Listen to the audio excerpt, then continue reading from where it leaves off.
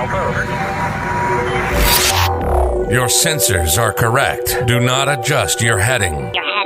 You've discovered the Omega Particle, streaming to the Alpha Quadrant and beyond.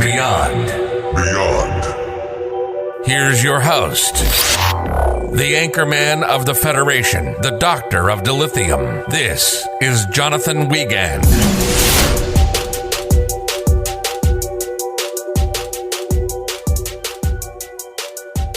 Welcome to the Omega Particle Podcast. I'm your gracious and humble host, Jonathan Wiegand, back behind the golden OPP microphone. We're at it again, folks. We're doing our DS9 reviews. We keep trucking. We keep going. Nothing's going to stop us now. I may have drunk so much coffee today, so I'm coming out very strong, and I apologize. But yes, Captive Pursuit. That is the episode we are reviewing today, and I am pumped to cover it. It is the Miles O'Brien coming out party. Finally, the most important man of Star Trek gets some love and gets some spotlight. So I'm excited to bring him up and to kind of deep dive into this crazy episode that is Captive Pursuit. Really excited. We do have a little bit of news, though. We found out over the past week or so that Discovery is coming out April 4th, and I know my DMs have been clamoring with voices from on high saying, are we going to do a review episode here on OPP, a review series on OPP of Discovery? And I will say no. I don't like Discovery, and if you do, that's okay. You can like things and me not like them. That's called being a normal human being. So if you like Discovery, awesome. I don't. Will I still watch it? Yeah. But I'm not going to make a review episode about it or a review series about it. But hopefully it's good.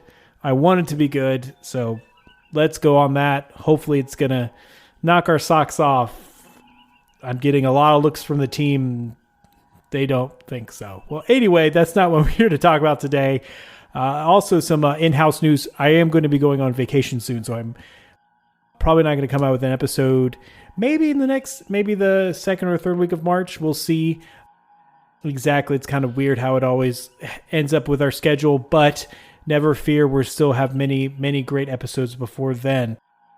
Also, I just kind of had a great moment with a very close friend of mine, and this close friend of mine was actually dealing with very toxic people at their work. And no matter where you are listening to this, whether you've been in a career for 20 years, 20, 30 years, about to retire, or you're just starting out, or maybe you yourself just got laid off or got fired or decided to walk away, or even in relationships or friendships, never put up with toxicity, never put up with people that make you feel small or stupid. You're better than that. You are worth more than that. Expect and just walk away. Because sometimes that's all you really can do with toxic people is just walk away, and that's what my friend did. So I'm encouraging anybody in the midst of that now, if you're debating whether you should or not, please do. And I know that's kind of out of left field, but I thought, hey, this is a little heartfelt. Maybe we'll get some little Dr. Phil message on OPP before we get started. Luna, I think that's all we got. Without further ado, let's get into Captive Pursuit.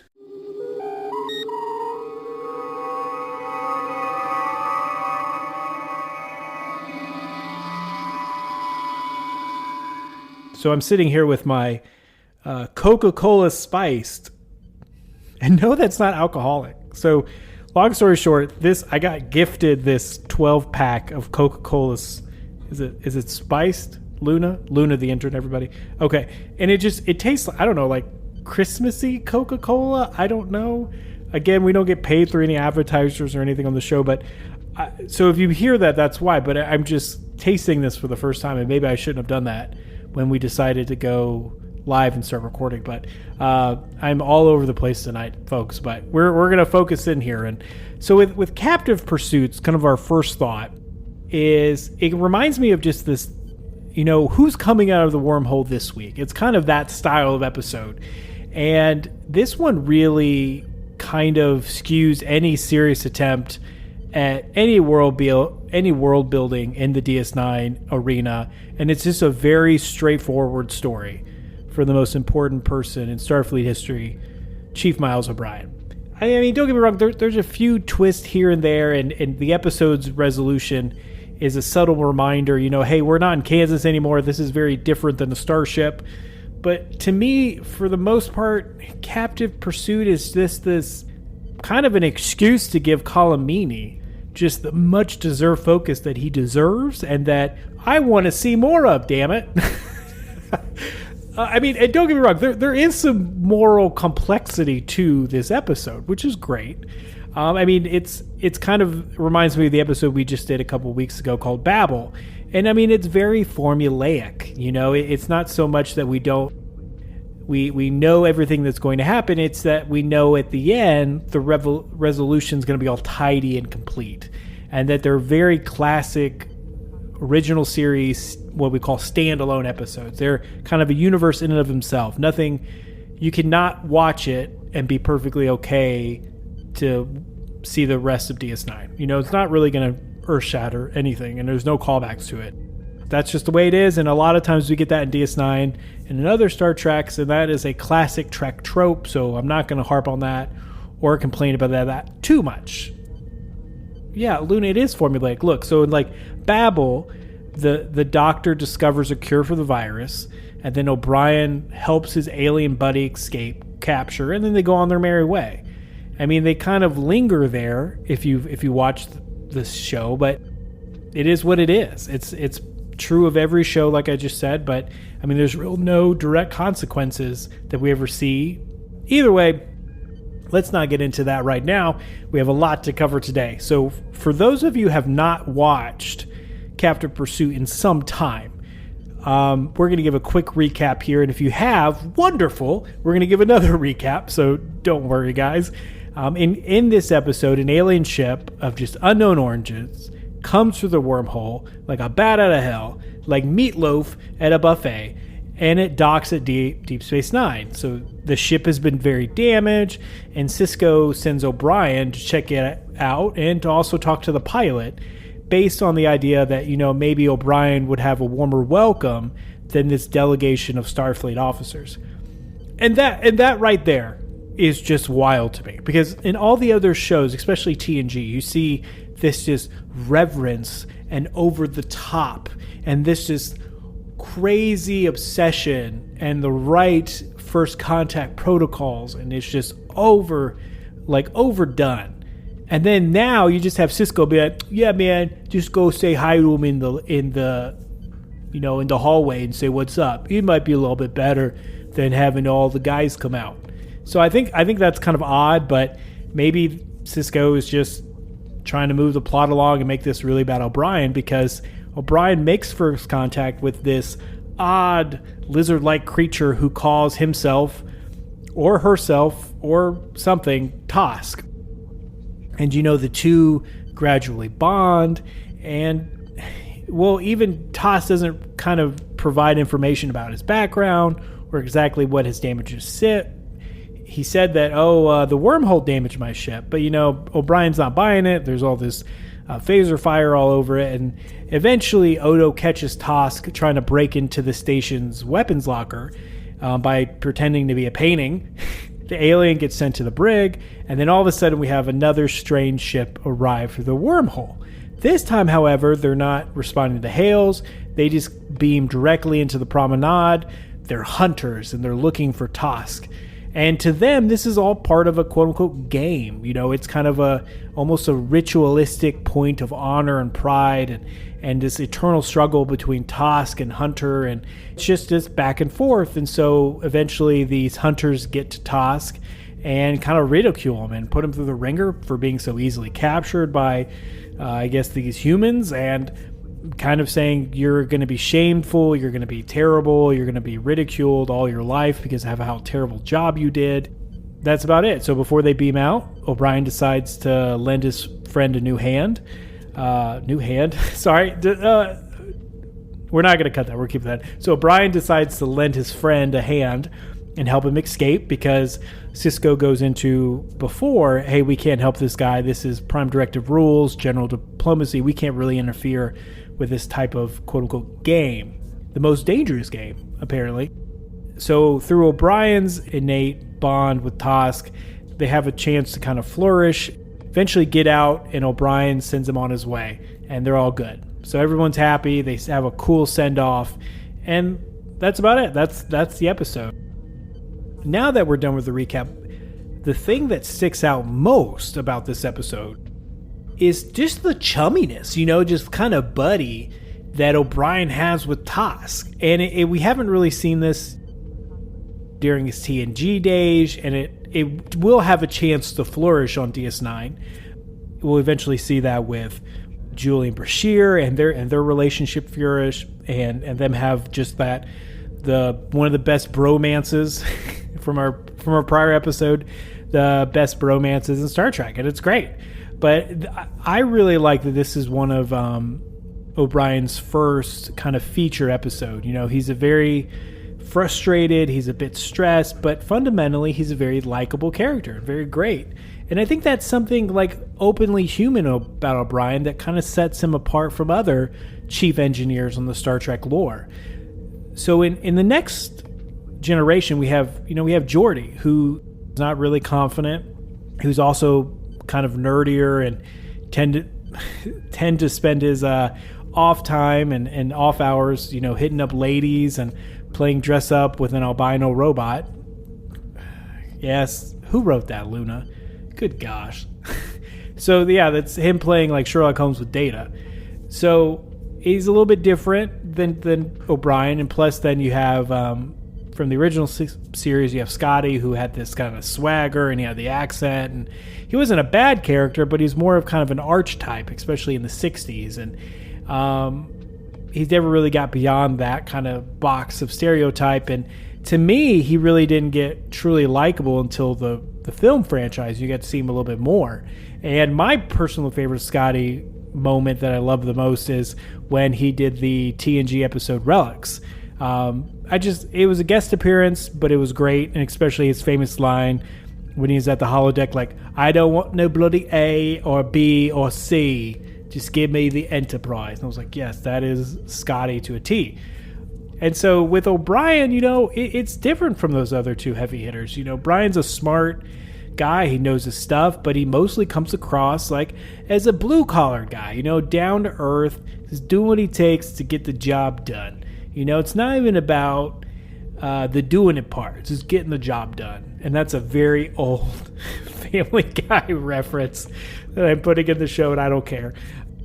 I mean, he's a union man. And if you're a big fan of DS9 and have seen the show before, you'll understand the reference. So he's a union man. I mean, his wife is interesting, Keiko. I mean, it's sometimes they fight a lot on screen, and his job can be kind of thankless on the best of days. I mean, Space Station, it really isn't as impressive as Starship. I'm a chief engineer of a starship versus chief engineer of a station. Just kind of doesn't have the same cool factor to it. But, O'Brien doesn't complain, and he's very friendly to everybody. And to me, it's kind of like, where some of the other Trek engineers, and they kind of be a little showy, O'Brien comes across the guy that work that's not very sexy.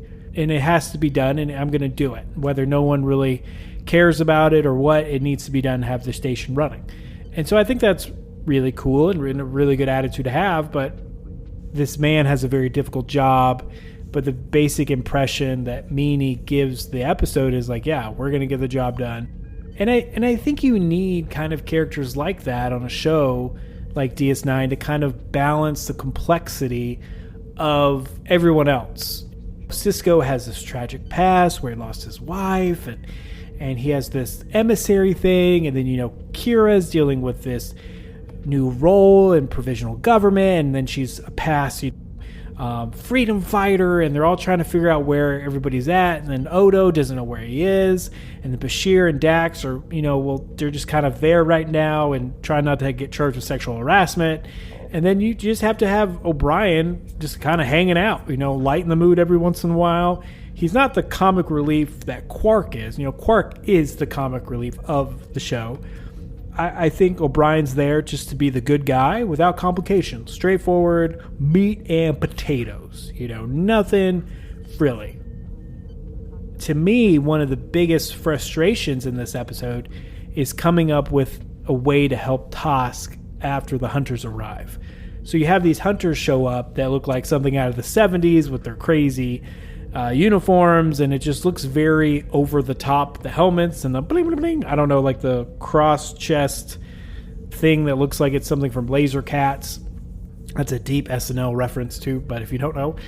So O'Brien's trying to I don't know how we got down this rabbit hole. So O'Brien's trying to figure something out, and he couldn't live with himself if he did. Just let this kind of friend walk away and get kind of just ridiculed the rest of his life, and he couldn't handle that. So O'Brien kind of got worked up about not trying to interfere with rituals of another culture and somewhat, and he disobeyed his commanding officer in the process. And this to me is like a clear case of like, you don't want the little guy to get messed with, and it's morally wrong for him to get hunted and bred this way. And so it's a morally appropriate response. He's like, I got to take care of my friend here. He's getting hunted like a fish in the barrel, and his life is going to be miserable, and I can't do that. That's really cool to see. It's really fun to see O'Brien step in. Just as much fun as it when Sisko tells Odo to take his time tracking O'Brien and Toss down. Very OG, cool moment. I was like, peak Sisko, man. Peak Sisko right there. And it might even, I would say it's one of the best gags of the first season, in the early seasons by far, because then you see Odo slowly be like, slow motion to the turbo lift. And there's a kind of a flaw with this episode. So the fun part is to see, and the interesting, complex part of the episode is to see O'Brien have that morally appropriate response and help Tosk out. But on the flip side, it's a two-sided coin here. On the flip side, it shows that there's really no risk at all. There's no consequences for O'Brien or anybody on the station. So Tosk was created by these hunters to be hunted, and his life is defined by escape and escaping. And he seems kind of potential threatening at first. He's very different, but eventually, the truth comes out, and it's impossible not to be on his side. And it's going to be you're going to be a huge jerk if you let the hunters take him away. Now they want to help out a nice stranger to feel better about themselves, and Tosk remains hunted and still in this world, and culture remain a mystery. But Tosk is still out there, so it seems like to me there's really no risk, because we don't see O'Brien face punishment or court-martialed or anything for disobeying a direct order. It's just kind of like hunky-dory. He's let him go. He fires on the promenade, and it looks like he kills a guy, or Tosk kills one of those guys. And they just don't call for Julian or help. They just leave him. So even if they're on the verge of death, they're like, well, bye, friend. And so it's just, there's no consequences to it. So I just feel like that one-off standalone episode's kind of hurt it in this case. I'm not trying to be too harsh. Captive Pursuit is not a classic, but it is entertaining. And, it does kind of solidify that O'Brien has a strong, principled moral compass. And and also shows us that O'Brien's got some skills too. He can navigate and get around and fight and kind of have this crazy, cool special ops side of him that we haven't really seen before. So that's awesome. I would never really think of O'Brien as the dude that's going to have be the moral authority on anything. I think that's critical to his character. We have an ensemble who by and large are convinced they know what's best. And here we have O'Brien, who's a man, he's comfortable with machines, but views himself as a soldier and not an officer. And he's working in the trenches while the higher ups are making the big choices. And so men like that often end up with more than they bargained for, but it's somebody you want around. And I think he adds a lot of salt to the dish of DS9. And I'm glad he got his moment in the sun in this episode. Kind of like Babel. I like this episode a lot more than Babel. But speaking of ratings, before we get into that, we'll get into some stray observations I just want to make some comments at. And I always have fun with this. So First off, so freaking Quark has like sexual harassment and assault built into the contracts. So it's kind of like what the F prostitution. And I just couldn't get, like, that's one of the opening scenes of the episode. It's like, she's like, I didn't know it was in my contract. It's in the Ferengi fine print. I was like, what? Of course, Cisco's like, oh, I'm going to take care of it. But still, like, I know the Ferengi were all about greed, but I didn't know they were very, like, perverse either. And so I think that as we go on through the series, it is kind of, there's like a perverse side to the Ferengis. And this is one of the very first big ones we see. Second, I think that lady, the Dabo girl, looks like a bounty hunter from Star Wars. I don't know, maybe it's just me. And if you're a big Star Wars fan, you'll be like, yeah, she kind of does. Also, super weird that Cisco made her leave through the side door and not into ops. But either way, read that for what it is. From a production value, you can still tell they're trying to mess with the lighting. It really is kind of weird. So like at Quarks, it seems like very bright. It seems very in your face. Same thing in Ops. Like they're still trying to, I feel like the production's still trying to figure it out a little bit. And I think that's, I don't know, little odd to see. So if you're like, something in this episode's off, it's probably the lighting. Next, I did a little bit of research. So Tosk, when I was watching the episode, reminded me of the Suliban from Star Trek Enterprise. They look similar, but they are very different. No way, shape, or form connected at all. They're just very green men that can turn themselves invisible. So maybe distant cousins, I don't know. Because as we know, Tosk is a species and a name. It's both. Also, one of the great kind of lessons from this episode that I get is O'Brien, when he is at the very end and busts Tosk out, it reminds me of this quote that's like, hey, if you don't like how the table is set, rearrange the table. And that's what O'Brien did. He rearranged the table, got his buddy out of there. And that's a great life lesson. So anyway, that has been our episode review and recap and stray observations. I would rate the episode, so 5 is absolutely amazing, earth-shadowing. Oh my gosh, my face is on the floor. 1 is Star Trek Discovery. I'm kidding, Luna. I know you like Discovery. Okay, I'm just kidding. So 1 is really bad. I would put this solid at like a 3.4, 3.5, because I like O'Brien in this episode. That he makes the episode really fun, but it is very standalone, very own universe, no consequences, no risk. So that's why I'm keeping it right in that, a little bit above, right, that 3 mark. So 3.4, 3.5. That has been our episode. Thank you so much for listening. And Luna, let's roll that beautiful bean footage.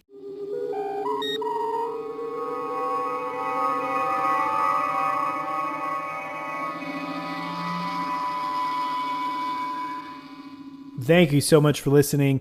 And please let me know what you guys think of Captive Pursuit or any of our DS9 reviews. Hit us up on social media on Instagram. Chill and talk on there. You can send a DM. We'll love to talk with you guys there about it and maybe point out things you agree with, point out things you disagree with. Maybe you hated this episode and thought it was a pile of garbage, or you thought it was the greatest thing to ever bestow upon DS9 and Star Trek. So please let me know. Love talking with you guys. A quick reminder, check out my good friend's movie blog. He's coming out with some great stuff. That's www.jasontalksmovies.wordpress.com. Address again is www.jasontalksmovies.wordpress.com. Link is in the episode description. Please check it out. He has some great, funny stuff.